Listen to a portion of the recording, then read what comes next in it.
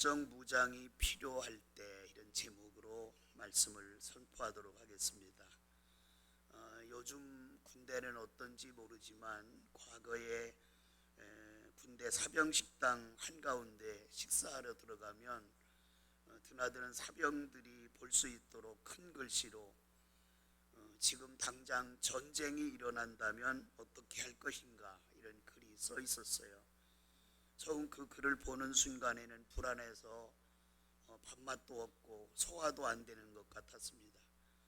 그런데 매일 보다 보니까 별 관심이 없어지고 그냥 식사 끝내고 식당을 빠져나오곤 했습니다. 우리 교회가 선교 후원하고 있는 소영욱 선교사와 함께 제가 군종병으로 함께 군인 교회를 섬기고 있던 1983년 2월 25일 날이에요. 그날이 우리 부대 이제 창립일이라서 그날 모두가 이제 쉬는 날이었거든요. 금요일 날인데, 그래서 월미 군인교회 이제 가족 체육대회를 부대 운동장에서 하게 됐어요. 10시 55분 된 것 같아요. 약간 11시가 채 안 됐는데 갑자기 사이렌이 울리면서 방송이 나오는 거예요. 여기는 민방위 본부입니다. 실제 상황입니다. 군인들은 전투태세를 갖춰주시고 국민들은 가까운 지하 대피소로 대피해 주시기 바랍니다. 저희 부대 사령관님이 투수타신데 장로님이세요. 갑자기 얼굴이 파라지시더니 참모진들 전체를 데리고 상황실로 들어가셨고요. 사병들은 전부 다 이제 전투태세를 하기 위해서 가고, 저희 군인 가족들과 저희 군종병들만 남아서 이제 거기에 있는데, 누가 시키지도 않았는데 너무 불안하니까 군인 가족들이 335 모여서 하나님 앞에 간절히 기도하던 그런 모습이 생각납니다. 한 20-30분 지났을까, 불안한 가운데 있던 저희들에게 사령관이신 장로님이 달려오셨어요. 그리고 마이크를 대고 이렇게 말씀하시는 거예요. 상황이 종료됐습니다. 왜 그랬냐면 지금 북한 비행기를 타고 한 사람이 기순을 했는데 우리 공군이 잘 안내해서 수원 비행장에 지금 착륙했다는 보고를 받았습니다. 나중에 그분에 대해서 들었는데 그분이 대위 계급장을 달고 미국인을 몰고 기순한 이웅평 씨예요. 그분이 나중에 우리 공군이 돼서 공군사관학교 교수도 하시면서 이렇게 대령까지 진급을 하셨는데, 나중에 소식을 듣자니까 그분이 술을 너무 좋아해서 간경화인지 간암인지로 돌아가셨다고 하는 그런 소식을 들은 적이 있습니다. 여러분, 전쟁이 일어나면 누가 가장 불쌍할까요? 전사자일까요? 죽은 사람은 몰라요. 죽은 사람은 별로 안 불쌍해요.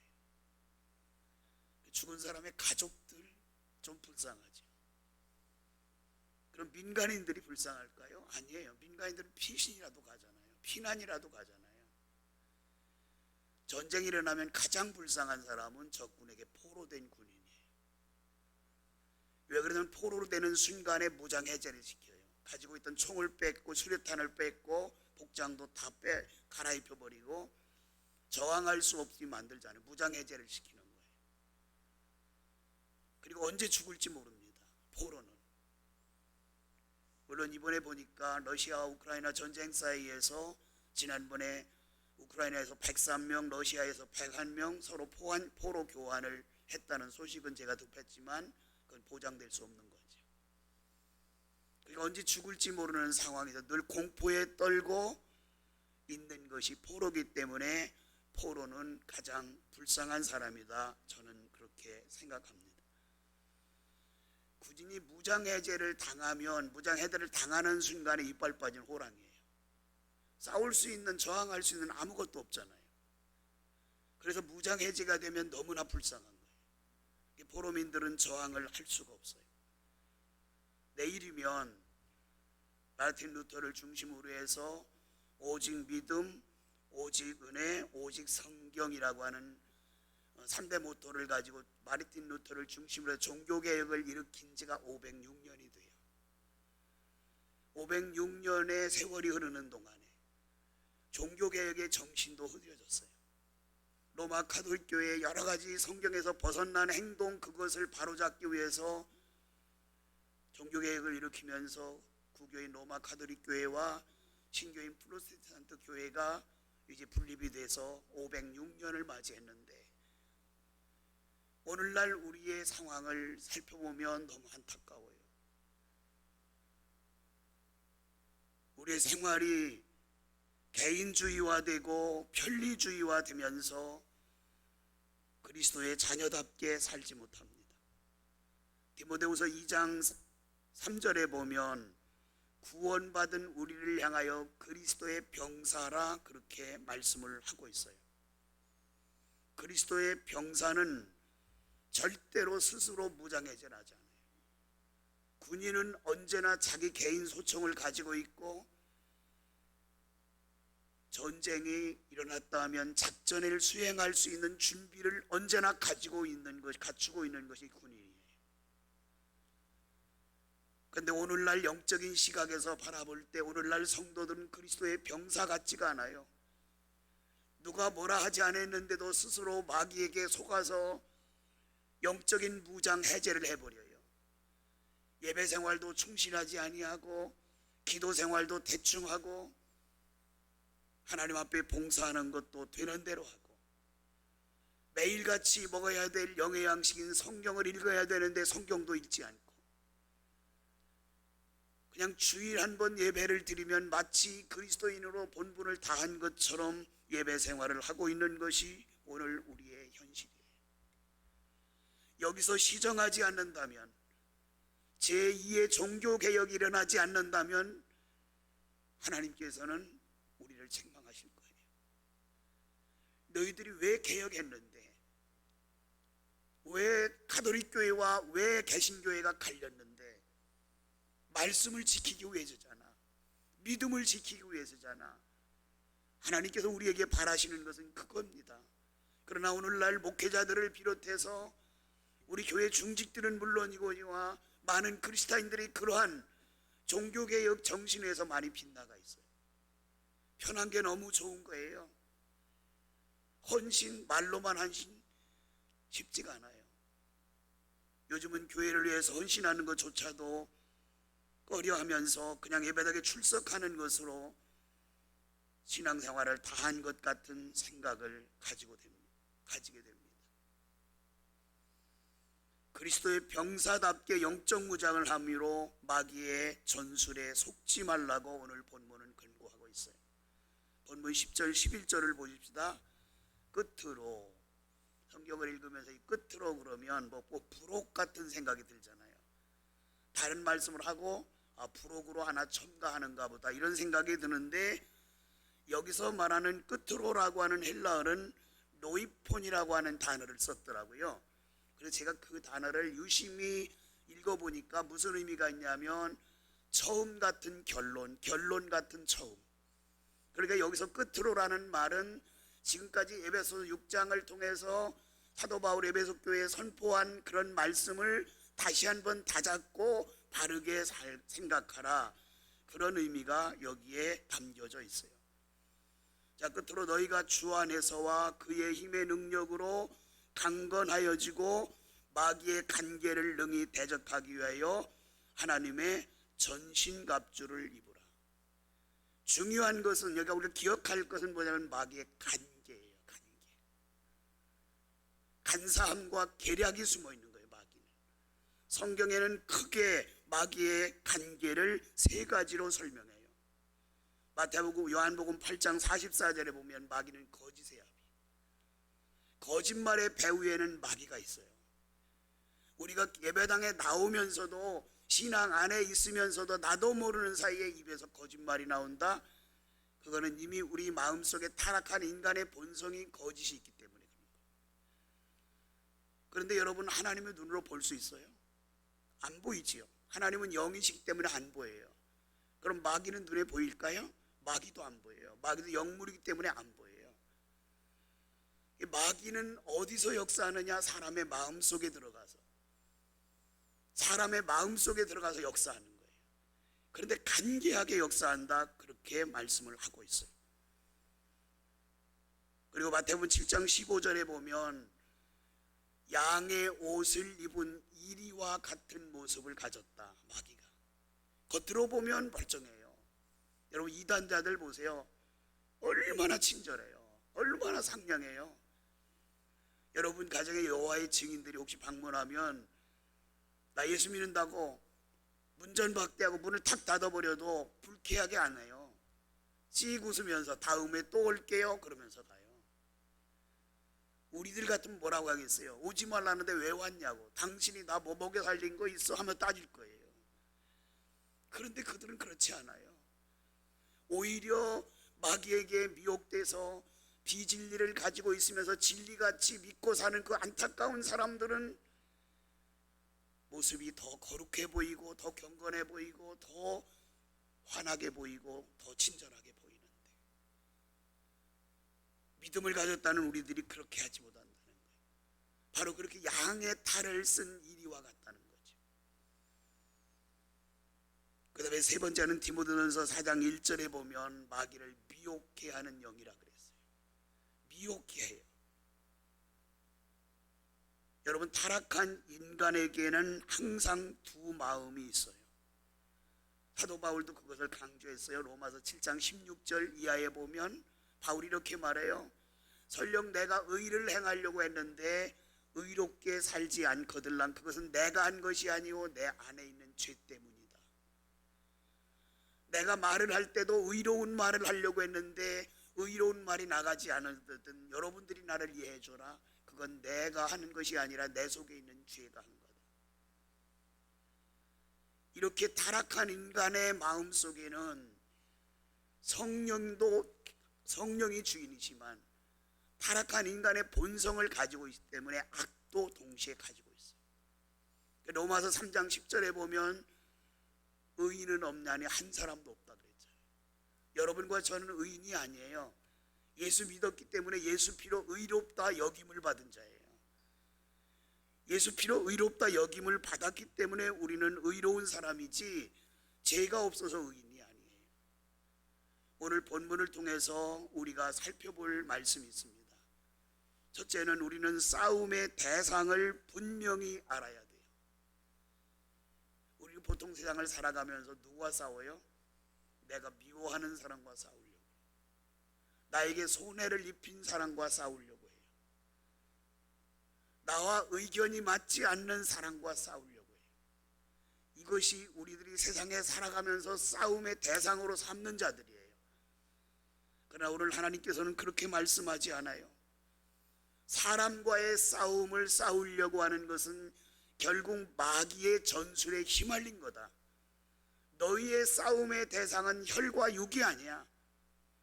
너희의 싸움의 대상은 악한 마귀, 미혹의 영을 가진 꾀개가 많은 악한 마귀가 우리의 싸움의 대상이라고 말씀을 하고 있어요.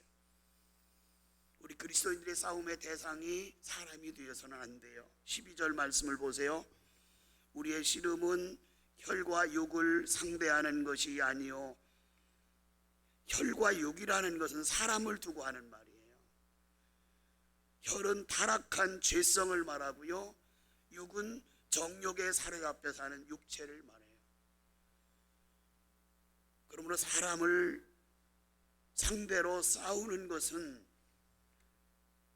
영적이지 않아요. 사단은 우리를 통하여 바른 생각을 갖지 못하게 하고 거짓말하게 하고 선한 일을 하지 못하게 하고, 이것이 사단이 우리 마음속에 틈타서 역사하는 모습이에요. 사람의 마음을 사로잡고 있는 마귀가 우리 그리스도인과의 싸움의 대상이 되는 거예요. 교회 안에서 간혹 분쟁이 일어나요.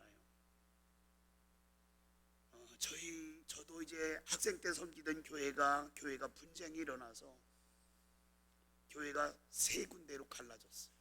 그 광경을 지켜보고 너무 마음이 아팠어요. 제가 원래 신학을 하려고 하나님 앞에 소원한 것이 중학교 2학년 때예요. 그런데 제가 고등학교에 들어가면서 우리 교회가 분쟁이 생겼는데 이 분쟁의 중심에 목사님과 장로님들이 계신 거예요. 정말 새벽기도 갔다가 오면서 정말 못 볼 곳을 제가 본 거예요. 경건하게 새벽기도를 같이 드리는데 끝나고 나면 싸우는 거예요. 그 모습을 보고 나는 목사 안 하겠다 이렇게 결심한 거예요. 제가 얼마나 큰 상처를 받았으면 목사를 안 하겠다고 했어요. 중학교 때부터 서원하면서 오직 신학을 내가 해야 되겠다는 그런 사명감을 가지고 지금 한 2, 3년 동안 준비해 왔는데 그런 모습을 지켜보면서. 그런데 여러분, 이렇게 교회 안에서 분쟁이 나는 것도 다는 아니지만 어느 정도는 사단에 속고 있는 거예요. 왜냐하면 사람과 사람의 싸움이 되기 때문에 어느 한편인가는 사단의 지배를 받고 있는 거예요. 어느 한편은 성령의 능력을 받고 성령 충만함을 받고 분별력을 가져서 의분 때문에 싸움을 하겠지만 다른 한편은 의분이 아니라 마귀에게 속아서 싸우고 있는 거예요. 우리의 싸움의 대상은 사람이 아니라 간계한 마귀예요. 본문 12절에 보면 마귀의 간계한 모습을 네 가지로 표현되고 있어요. 첫 번째는 통치자들이라 그랬어요. 이건 지역을 장악하는 악한 영들을 말해요. 여러분이 기도할 때 정말 많이 기도할 것은 우리들이 살고 있는 그 지역의 악한 영들이 물러가도록 해야 돼요. 우리가 연초에 153 오로지 기도회를 할 때 기도 제목 가운데 우리 지역에 있는 관공서에 있는 그런 이 지역의 지도자들이 예수 믿게 해달라고 우리 기도 제목을 쓰고 기도하잖아요. 이 지역에 악한 영들이 있는 거예요. 이 악한 영들이 통치자리예요. 두 번째, 권세들. 이것은 권세욕에 사로잡힌 정치인들을 비롯해서 시기, 질투가 많은 사람들, 교만한 사람들을 두고 하는 말이에요. 그 다음에 어둠의 세상 주관자들. 이것을 에베소 2장 2절은 세상 풍조를 따르는 자라 말했어요. 우리가 세상 풍조, 즉 유행 따라 가는 것도 제멋이라고 하는 그 남진 씨의 노래가 있잖아요. 제가 유행가를 너무 좋아하는 것 같이 보이네. 그러면 유행 따라 사는 것이 제멋이에요?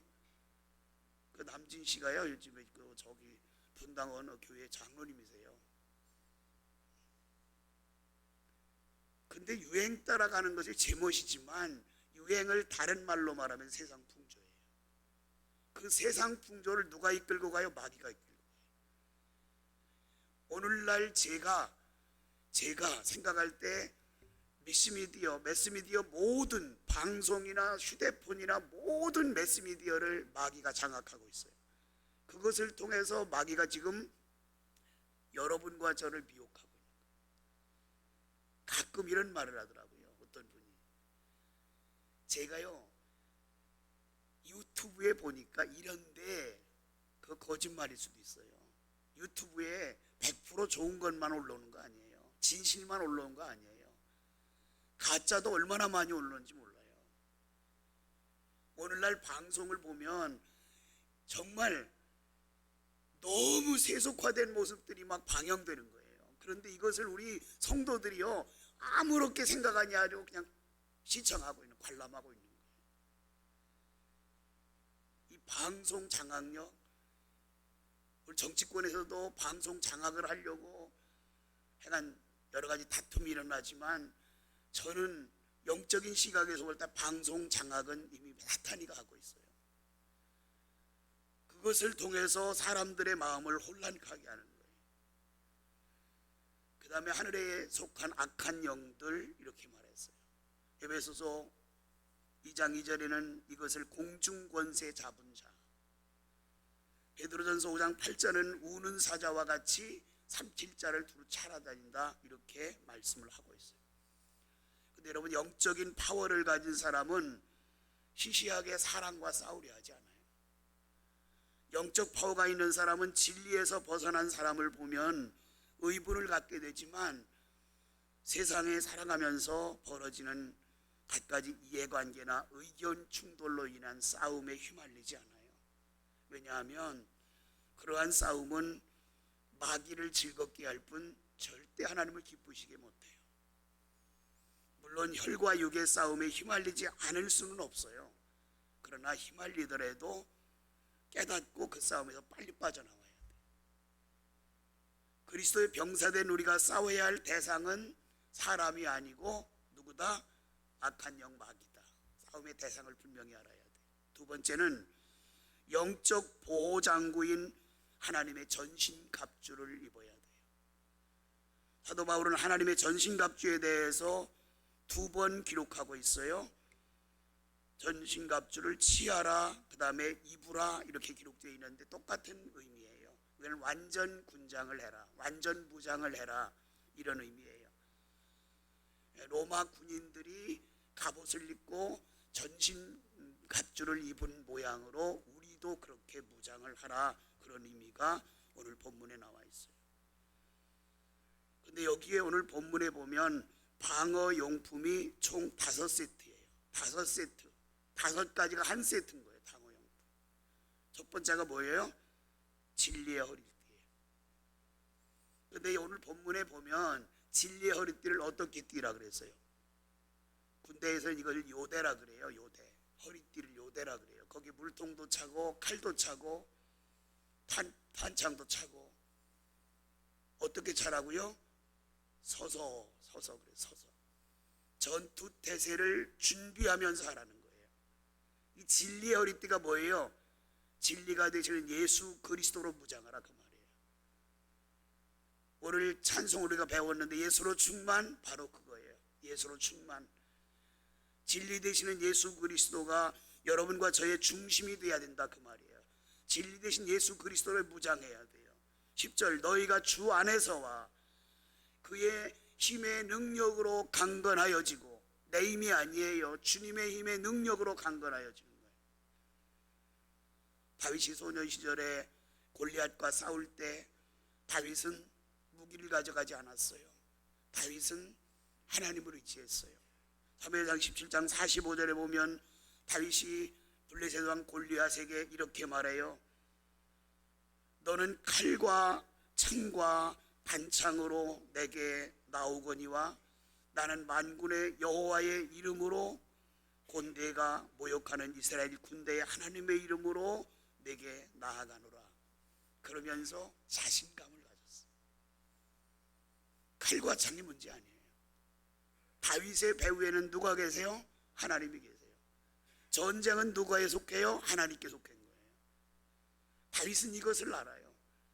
우리가 이 땅에 살아가면서 영적 싸움에서 이기는 방법은 오직 예수 그리스도, 오직 하나님 그의 능력을 힘입고 영적인 싸움에서 나가야 승리하는 거지, 나의 지식이나 수단과 방법, 나의 경험 가지고 싸우면 우리가 쉽게 질 수밖에 없어요. 그 다음에 두 번째 보호무기가 뭐예요? 의의 호심경, 이렇게 말했어요. 요거를 옛날 성경에는, 개혁 성경에는 흉배라 그렇게 기록되어 있는데, 오늘날로 말하면 심장을 보호하는 방탄조끼 같은 거예요. 왜냐하면 심장에 칼을 맞든지 화살을 맞으면 죽잖아요. 심장이 중요하잖아요. 그러니까 방탄조끼와 같은 거예요. 근데 여기서 의의 호심경을 붙이고 그랬는데, 여기 의는 믿음으로 의롭게 되는 칭의를 말하는 것이 아니에요. 여기서 말하는 의라고 하는 것은 우리 그리스도인들이 세상 사람들에게 비난받지 않도록 의롭게 사는 그런 행위를 말하는 거예요. 만약에 그리스도인이, 만약에 제가, 목사인 제가 세상 사람들도 지치 않는 죄를 범했다고 합시다. 그러면 저는 이미 마귀에게 혀를 찌르는 거예요. 제가 그런 죄 가운데 있으면 말씀을 선포할 때, 메시지를 선포할 때 힘이 있을까요? 없어요. 예를 들어서 우리의 자녀들이, 우리 자녀 3명 있잖아요. 우리 며느리까지 3명인데 이 아이들이 신앙을 참 바로 지켜나가고 반듯하게 자라가니까 제가 여러분의 자녀들에게 신앙생활 좀 바로 하라고 이렇게 권면할 수 있는 거잖아요. 근데 우리 자녀들이 신앙생활을 안 한다면 제가 메시지가 그렇게 나가겠어요? 힘이 있겠냐고요. 힘이 없는 거예요. 저희 어떤 동역자가 있어요. 목사님은 좋겠어요. 자녀들이 전부 다 주말이 되면 교회 와서 봉사하고. 저는요, 큰아들 때문에 내가 너무너무 속상해서 속을 썩어서 제발 밖에 나가서 술 먹지 말라고 목사님 사택안에 냉장고에 술을 사다 놨대요. 그 심정 여러분 이해가세요?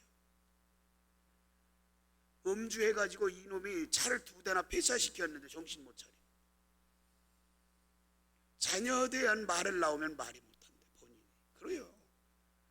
우리 성도들이 의의 흉배를 붙이지 않으면, 의롭게 살지 않으면 이미 혀를 찌른 거기 때문에 누구에게 가서 복음도 제대로 전해질 수 없어요.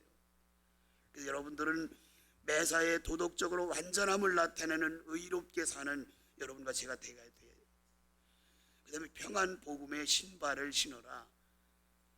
여기서 평안 복음의 신발을 신으라는 말은 뭐예요? 복음을 전하라는 거예요. 복음이 생명이에요. 복음이 우린 무기예요. 죽어가는 사람을 살리는 것은 복음밖에 없어요. 그래서 복음의 신을 신어라. 그 다음에 믿음의 방패를 가져라 그랬어요. 방패가 뭐예요? 적들이 화살이 날라오고 칼이 날라올 때 이것을 탁탁 막아내고 보호하는 보호장구가 방패잖아요. 그런데 악한 마귀가 우리를 공격해올 때 그것을 막을 수 있는 보호장구가 뭐냐면 믿음이에요. 믿음이 연약한 것은 마귀가 알아요. 여러분, 우리가 말하면서 귀신같이 한다 그런 말 하잖아요. 그래요. 마귀는 귀신같이 알아요. 참 희한합니다. 과거에는 이 동네마다 지금은 조현병이라 그러는데 그때는 정신병이라 그랬잖아요. 요즘은 그 정신병이라는 말이 좀 듣기 안 좋다 그래서 그 병명을 조현병 이렇게 말하잖아요. 그 환자들이 그렇게 많았어요. 그러면 제가 학생 때 우리 장로님들이 몇몇 3, 3호 이렇게 모여가지고 그들 가정을 방문해요. 신방을 하는 거예요. 기도해 주러 가는 거예요. 목사님 모시고. 근데 저희 집안 어른 가운데 그런 한 분이 계신데 어느 날 그분이 신방 오신다니까 저희 아버님께서 야 가자, 우리도 가자. 평신도 때니까 신방 오신다는 것이 너무 감사하니까 가자. 그런데 이상한 일이 벌어져요. 그 안만복 장로님이라는 분이 우리 교회의 장로님이신데 정말 대단해서 제가 언제 말씀드렸죠. 국회의원을 지내셨는데 너무 겸손하세요. 근데 우리 교회 목사님은 1년에 부흥에 한두 차례밖에 안 나가시는데 우리 장로님은 1년에 여러 번 부흥회를 나가세요. 그렇게 유명하신 분이에요. 근데 겸손해요. 얼마나 겸손한지. 근데 그분이 그 조현병 걸린 그 가정에 기도해 주러 가면요, 이 사람이 벌벌 떨면서 마루 구탱에 이렇게 숨어요. 또 다른 장로님들이 오시거든요. 그러면 깔깔 웃으면서 어쭈? 장로가 우리 집에 왔네? 이러면 놀려요. 뭐를 알고 있는 거예요? 귀신같이 하는 거예요. 뭐를요? 영성이 없다는 것을. 영적으로 무장이 안 됐다는 것을. 막이 들린 사람은 이미 알아요. 그렇기 때문에 우리는 믿음의 방패를 가져야 돼요. 믿는 자에게 능치 못함이 없잖아요. 이것이 바로 믿음이에요. 그 다음에 마지막 방어 무기가 5번째로 구원의 투구예요. 구원의 투구가 뭐냐면 구원의 확신을 가지라는 거예요. 여러분과 제가 구원받았다는 확신이 없으면 영적 싸움에서 실패해요. 확신이 없는 거 누가 알아요? 마귀가 안다고 그랬잖아요. 그러니까 구원의 확신을 갖지 못하면 집요하게 공격하는 거예요. 너 예수 믿으면 복 받아? 그렇지 않아. 예수 믿으면 왜 아파? 여러분, 예수 믿는다고 안 아파요? 아파요. 아프기도 하고 예수 믿는 사람 죽기도 하고 다 해요. 똑같아요. 그런 교묘함 속에서 우리가 신앙을 지키는 것은 구원의 확신이에요. 흔들리지 않아요. 마지막 3번째는 마귀를 멸망시킬 유일한 공격 무기, 하나님의 말씀을 가져야 돼요. 바울은 하나님의 말씀을 성령의 검이라고도 했어요. 17절 중반절 보세요. 성령의 검, 하나님의 말씀을 가지라. 여러분, 시대적 상황으로 보나 영적 상태로 보나 지금은 영적 무장이 더욱 필요한데요. 왜냐하면 대부분의 성도가 무장해제를 하고 있기 때문에 우리가 무장하지 않으면 속아 넘어가요.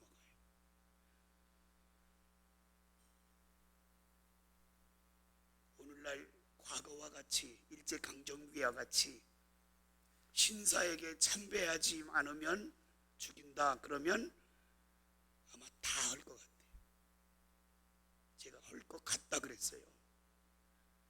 여러분을 무시해서가 아니에요. 저도 마찬가지예요. 목회 초기에는 순교하는 각오를 가지고 목회를 했는데 요즘은 살려고 하는 생각을 많이 해요. 참 희한하잖아요. 그렇게 희해진다는 거예요. 사랑하는 여러분, 영적으로 무장을 하십시다. 스스로 무장해제를 하면 안 돼요. 마귀에게 그런 모습을 보이면 안 돼요. 완전 무장된 모습 보이심으로 영적인 강자가 되시기를 주님의 이름으로 축원합니다.